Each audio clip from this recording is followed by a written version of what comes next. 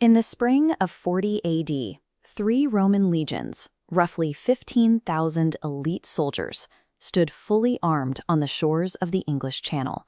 But they weren't facing an enemy army. They had their swords drawn and aimed directly at the crashing waves. Their commander was the Emperor Gaius Caesar, widely known today as Caligula. He had marched this massive force to the northern edge of Gaul to launch a full-scale invasion of Britain. Instead, he ordered his men to stop, turn their weapons downward, and formally declare war on Neptune, the Roman god of the sea. At his command, the most disciplined military force on Earth began violently whipping the ocean's surface with heavy iron chains. Soldiers thrust their spears and swords into the surf, literally stabbing the incoming tide. When the tide eventually rolled back, the emperor claimed total victory. To collect the spoils of this war, he forced his battle-hardened veterans to crawl along the wet sand, picking up seashells and filling heavy wooden chests with them. For 2 millennia, historians have pointed to this exact moment as definitive proof of a complete mental collapse. The story is presented as the textbook example of an absolute ruler losing his grip on reality. But the Roman military machine did not tolerate whimsy. It was an institution built on rigid logic and brutal discipline, where minor infractions were met with severe corporal punishment. An emperor issuing genuinely delusional orders to armed, irritable men far from home was a quick way to invite an assassination. A look at the logistics of this march suggests the Seashell collection was a calculated tactical response to a hidden crisis. To the average Roman foot soldier, the English Channel was a terrifying boundary. In Roman cosmology, it represented the literal edge of the known, civilized world, Oceanus, a dark and chaotic realm surrounding the Earth. This traces the legion's march through Gaul, stopping abruptly at the coastline. They didn't halt because Caligula changed his mind. They staged a mutiny. Staring at the dark water, soldiers refused to board, paralyzed by ingrained superstitions and terrified of sea monsters. This mass refusal created an immediate, lethal threat to the emperor. If Caligula could not control his own legions at the border of the empire, his political rivals back in Rome would immediately sense his profound weakness, practically guaranteeing his rapid removal and execution. Roman law prescribed decimation for mutiny, executing 1 in 10 soldiers to ensure absolute obedience.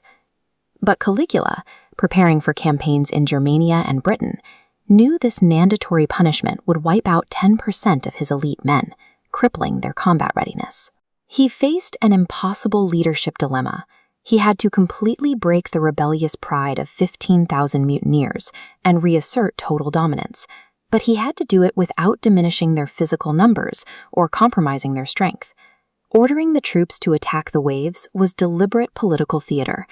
By forcing them to stab the surf and whip the water, Caligula was directly mocking their superstitious fears of the ocean, highlighting the absurdity of heavily armed men being terrified of a body of water. The Seashell collection was a highly targeted psychological weapon. Instead of ordering executions, the emperor took away their dignity. He forced proud, lethal warriors wearing heavy iron and brass armor to crawl in the sand and perform a demeaning, childlike task.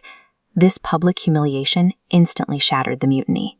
By reducing his elite legionnaires to beachcombers, he stripped away the macho camaraderie that fueled their rebellion, successfully re-establishing absolute imperial control. Within a matter of hours, Caligula effectively crushed a massive military uprising without spilling a single drop of Roman blood. He preserved his entire fighting force, leaving them physically intact and ready for war. Upon returning to Rome, Caligula formally presented the wooden chests full of seashells to the Senate, officially registering them as legitimate military plunder from a conquered enemy. This was the final stage of his strategy. By officially logging the shells as plunder in the state records, he legally finalized the soldiers' humiliation. They could never claim the dangerous, honorable title of mutineers. They were permanently recorded as the men who fought the ocean. Decades later, the Roman historian Suetonius documented the event. Suetonius wrote for a senatorial class that despised Caligula. To defame the deceased emperor, these later political enemies deliberately omitted the entire context of the mutiny from their historical accounts. The Roman Senate successfully weaponized a simple lack of context.